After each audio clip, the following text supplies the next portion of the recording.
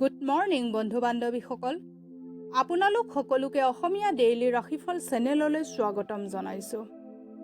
আজি মঙলবাৰ 2025 ছেপ্টেম্বৰ মাহৰ 30 তাৰিখ আৰু অসমীয়া আহিন মাহৰ 13 তাৰিখ। আজি তিথি অষ্টমী, পক্ষ শুক্লপক্ষ। আজিৰ জন্ম ৰাশি হৈছে ধনু ৰাশি। আজি সূৰ্য উদয় হ'ব 5:18 আৰু সূৰ্য অস্ত যাব 5:07। এতিয়া আহিছোঁ ৰাশিফলসমূহলৈ। মেষ ৰাশি। মেষ ৰাশিৰ জাতক জাতিকাসকলৰ ইচ্ছা আৰু উচ্চাকাংক্ষাসমূহ পূৰ্ণ কৰিবৰ বাবে ব্যক্তিগত সম্বন্ধৰ ব্যৱহাৰ কৰাটো আপোনাৰ জীৱনসংগীৰ মন বেয়া কৰি তুলিব পাৰে। কোনোবা ঘনিষ্ঠ বন্ধুৰ সহায়ত আজি ব্যৱসায়ত বহুত পৰিমাণে লাভৰ আশা আছে আৰু এই ধন আপোনাৰ বহুতো অসুবিধা দূৰ কৰিব পাৰে। এটা ধুনীয়া সন্ধিয়াৰ বাবে আত্মীয় অথবা বন্ধুবৰ্গ আপোনাৰ ঘৰত আহিব পাৰে।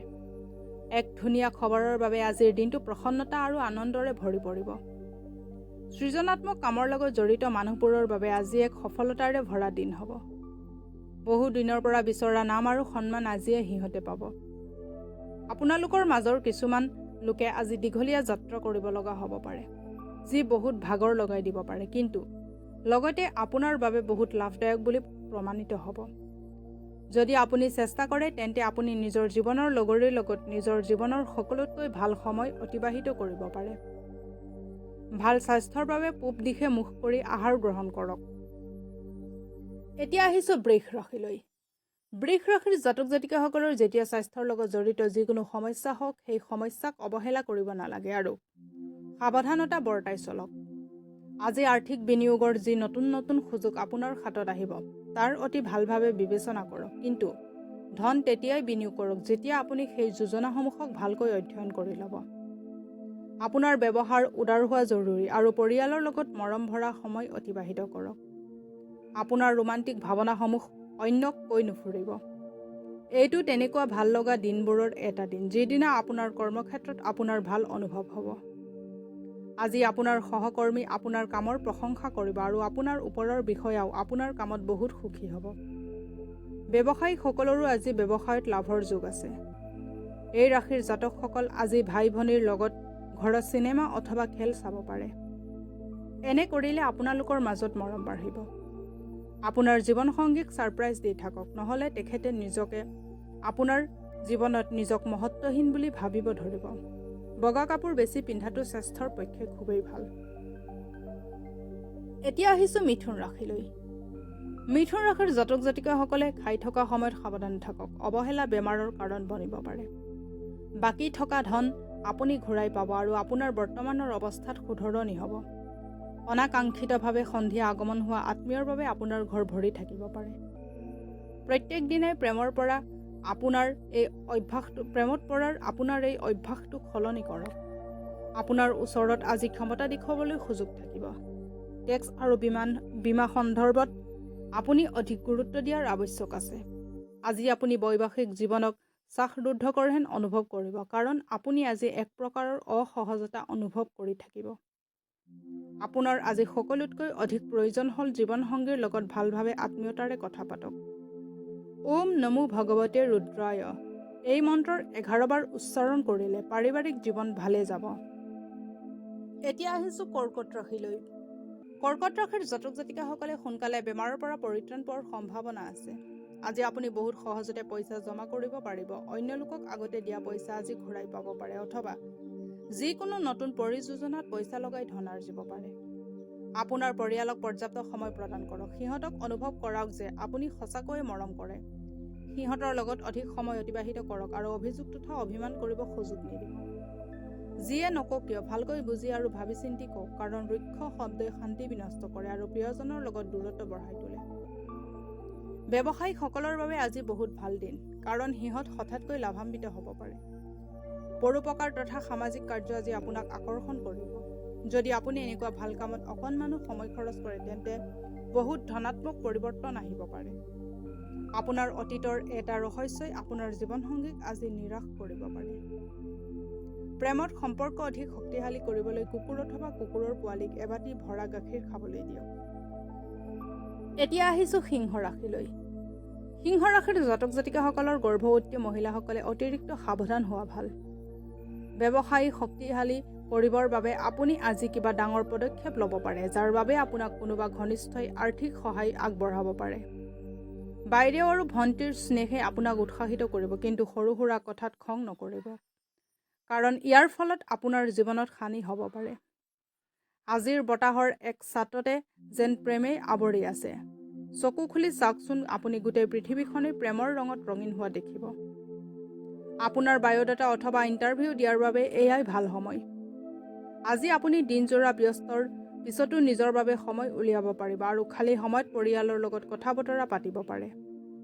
আজি আপুনি গম পাব যে কিয় বিয়াৰ সম্পৰ্ক স্বৰ্গতে নিৰ্ধাৰণ হয়। ঘৰত ৰঙা ৰঙৰ কাৰ্পেট আৰু বিছনা চাদৰ ব্যৱহাৰ কৰক। এতিয়া আহিছোঁ কন্যা ৰাশিলৈ। কন্যা ৰাশিৰ জাতক জাতিকাসকলৰ শাৰীৰিক লাভৰ বাবে, বিশেষকৈ মানসিকভাৱে নিজকে অধিক শক্তিশালী কৰিবলৈ ধ্যান আৰু যোগৰ আশ্ৰয় লওক। আজি কৰা আৰ্থিক নিৱেশসমূহে আপোনাক সমৃদ্ধি আৰু আৰ্থিক সুৰক্ষা প্ৰদান কৰাত সহায় কৰিব। আজিৰ দিনটোত কামৰ বোজা কম থাকিব আৰু আপুনি আপোনাৰ মূল্যৱান সময় পৰিয়ালৰ লগত কটাব পাৰিব। আপোনাৰ প্ৰিয়জনৰ কঠোৰ ব্যৱহাৰ আজি আপুনি বহুত দুখী হ'ব। নতুন গ্ৰাহকৰ লগত কথা পাতিবৰ বাবে আজি বহুত ভাল দিন। ফূৰ্তি তথা আনন্দৰ বাবে ভ্ৰমণ সন্তোষজনক হ'ব। আপোনাৰ জীৱনসংগী দৈনন্দিন প্ৰয়োজনবোৰ পূৰণ কৰিব যাওঁতে পিছ হুহুকিব পাৰে, যাৰ ফলত আপোনাৰ মন আজি গোটেই দিন বেয়া যাব পাৰে। হালধীয়া ৰঙৰ দালি গৰুক খোৱালে আপোনাৰ প্ৰেম সম্পৰ্ক অধিক শক্তিশালী হ'ব।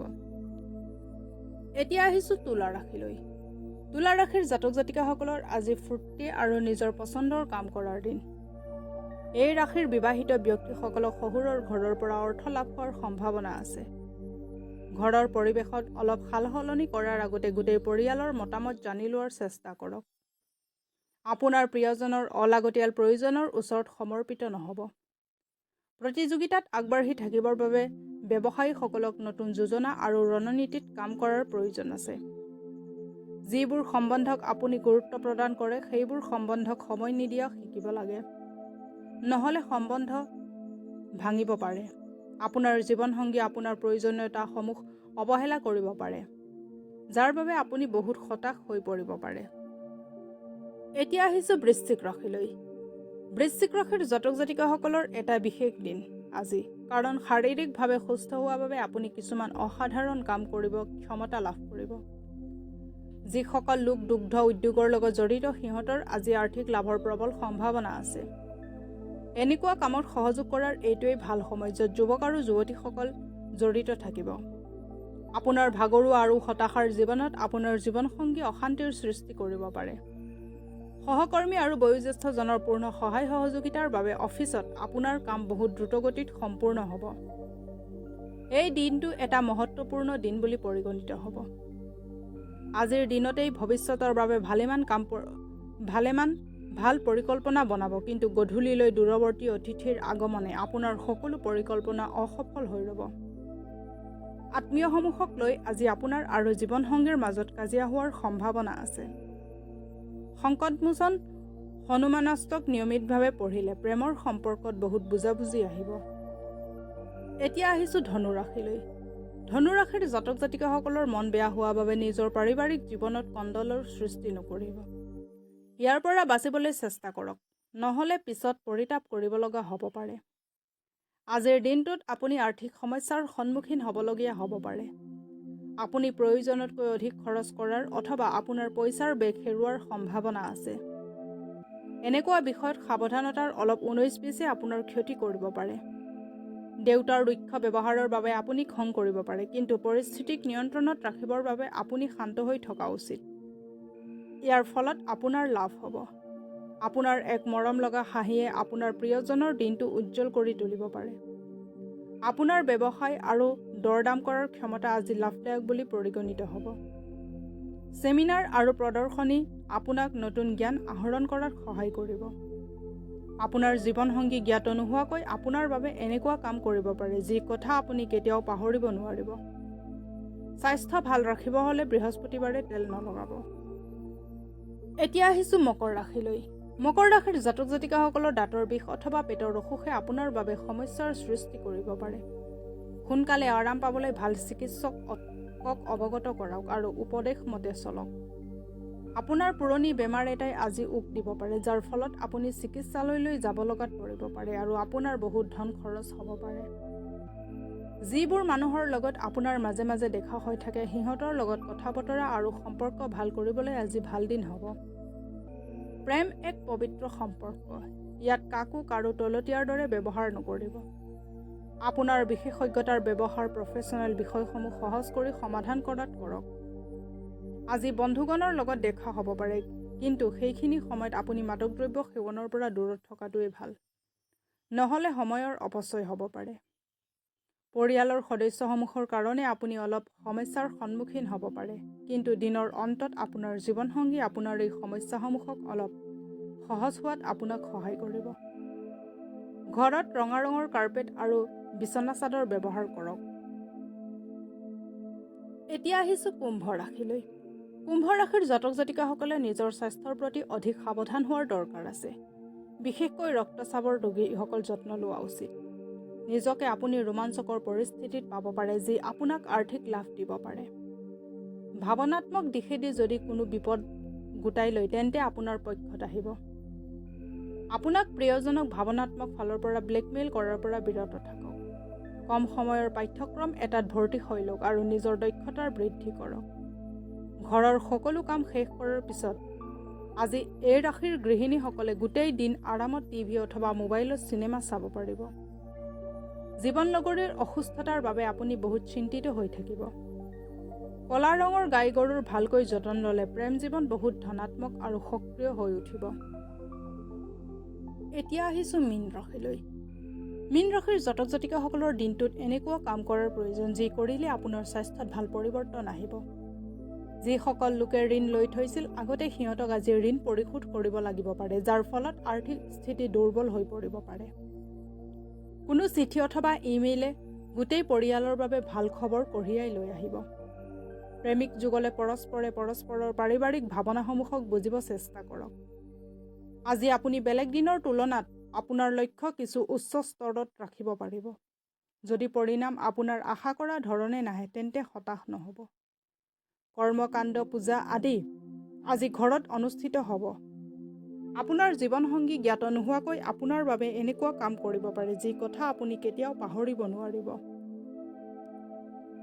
কেৰিয়াৰত সফলতা অৰ্জন কৰিবৰ বাবে শিশুসকলৰ মাজত, বিশেষকৈ কন্যা শিশুৰ মাজত মিঠাই আৰু সেউজীয়া দালি দি বনোৱা ভুজিয়া জাতীয় বস্তু বিতৰণ কৰক। আজিলৈ ৰাশিফলৰ ভিডিঅ'সমূহ ইমানেই। যদি ভিডিঅ'বিলাক ভাল লাগে, লাইক কৰিব, কমেণ্ট কৰিব, শ্বেয়াৰ কৰিব আৰু ডেইলি ৰাশিফলৰ ভিডিঅ'সমূহ পাই থাকিবলৈ চেনেলটো ছাবস্ক্ৰাইব কৰি ৰাখিব। ধন্যবাদ।